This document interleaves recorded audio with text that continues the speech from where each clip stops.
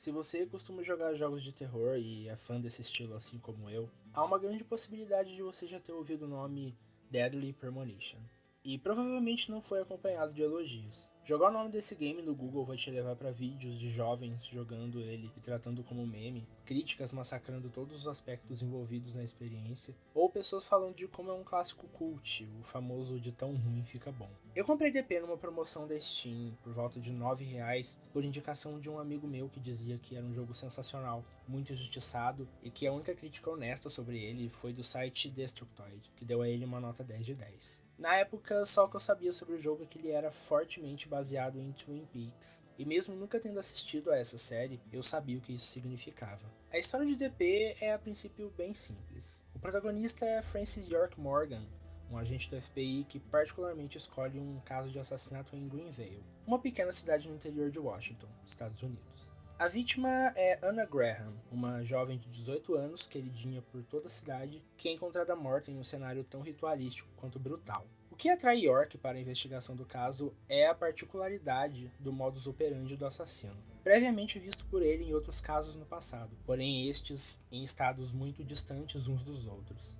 O jogo começa com York chegando a Greenvale e acidentando seu carro, obrigando-o a seguir a pé em busca de ajuda. E nesse momento somos introduzidos ao terror, entre aspas, de Deadly Premonition. É uma das partes mais geniais de videogame que eu já joguei na minha vida. Japoneses são conhecidos por produzirem os melhores terrores, seja em mangás, animes, filmes e videogames. E a mente por trás dessa introdução com certeza conhece muito do próprio terror. E também do terror ocidental, e sabe das suas convenções, clichês e características. Logo quando o primeiro inimigo apareceu, eu soltei uma gargalhada enorme. E, por incrível que pareça, não foi uma gargalhada de deboche, ou por achar patético, mas justamente por sacar que quem criou essa atmosfera sabia que ela iria ficar ridícula, e não por falta de qualidade, mas por ser intencional. Para tirar um sarro enorme da galhofada que o terror ocidental pode proporcionar, não só em videogames. Após os eventos ocorridos durante a noite, o dia amanhece e York finalmente conhece os personagens que eu considero os coadjuvantes da trama. O primeiro, Harry, o típico xerife da cidade pequena americana que se acha o super-herói protetor de tudo e de todos, e que por isso acha que pode resolver tudo sozinho, sem a ajuda de estranhos. E Emily, a segunda no comando da polícia e braço direito de Harry. Ela é o oposto do chefe dela,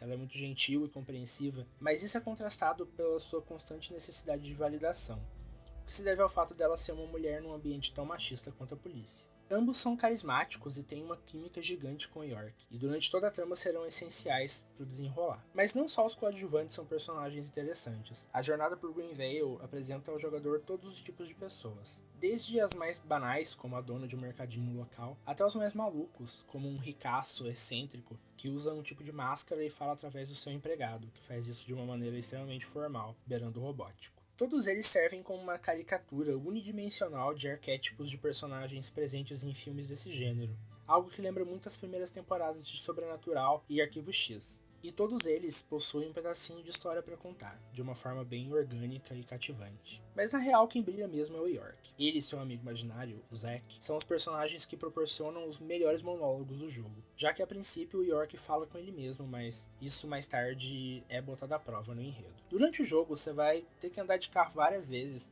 para poder navegar pelo mundo aberto do jogo. E embora o gameplay dentro do carro seja sofrível, é durante essas viagens que York divaga sobre diversos assuntos do seu interesse, desde criminalística até filmes de terror B dos anos 80. São falas que vão tirar pelo menos um sorrisinho de canto de boca do seu rosto ao entender uma referência citada por ele. A trama, apesar de caricata por muitas vezes, assume tons bem sombrios em certos momentos, e à medida que ela avança, vai ficando cada vez mais e mais enigmática. O final é absolutamente surpreendente na mesma medida que é maluco, tomando influências claras nas obras do Junji Ito e no terror cósmico. Isso tudo conduzindo um subtexto incrível sobre violência doméstica e como ela marca para sempre quem sofre com ela direta ou indiretamente. Mas eu tô aqui rasgando cedo para um jogo que é massacrado por tantos portais de análise de games, com colunistas dando notas baixíssimas dizendo que esse jogo não devia nem ter sido publicado. E você que tá assistindo deve estar pensando que eu tenho um péssimo gosto para videogames, ou que eu vou apresentar aqui toda uma interpretação sobre as alegorias que o jogo apresenta em seu enredo para jogar uma conclusão no seu colo. Se você pensou qualquer uma dessas duas opções, você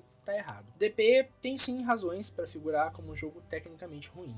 Para começar, os seus gráficos são datados, visto que seu desenvolvimento começou na época do PlayStation 2. A jogabilidade é um inferno até que você se acostume em certas partes, e os Quick Time Events são excedentes e praticamente impossíveis de passar de primeira, o que torna cada ocorrência deles uma absoluta desgraça. Mas então, por que vale a pena jogar Deadly Premonition? Eu resolvi fazer vídeos ensaio porque queria compartilhar uma visão pessoal de temas e mídias que consumi e ainda consumo na minha vida, não deixando me influenciar por opiniões alheias ou reviews escritas por um jornalista. Eu resolvi falar de DP, pois vi que recentemente anunciaram o segundo jogo da série, exclusivo para Switch. E eu lembrei de como essa história me cativou e me surpreendeu quando eu decidi que não ligaria para o que diziam sobre ela, porque eu consegui ignorar os problemas técnicos que o game apresenta e fazer uma leitura mais alegórica do que ela estava tentando me dizer, algo que é uma necessidade chave para quem se propõe a jogar esse jogo. Eu fiz tudo isso e eu me diverti muito com o game, e isso fez com que ele virasse um dos meus jogos favoritos até hoje. Eu consegui rir com ele e não dele em suas partes mais caricatas, e eu consegui me emocionar com o final de alguns personagens, e eu consegui por muitas vezes sentir aquele calafrio que eu senti em jogos de terror mais clássicos. E por se tratar de uma história que não se leva tão a sério, eu acho que toda a diversão que ela proporciona vale a pena, mesmo que se trate de uma bagunça de game design.